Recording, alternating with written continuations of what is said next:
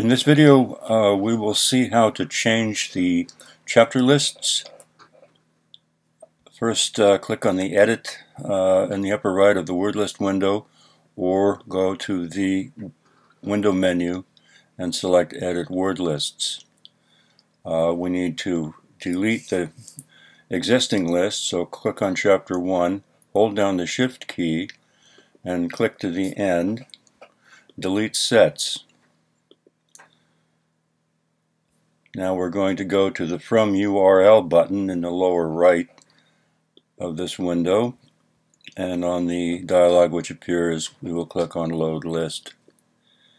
We are presented with a list that was loaded as long as your machine is connected to the internet. That's essential for this process. Click on OK. Click on Close Window in the lower right of the Edit Word List window, and there we have it.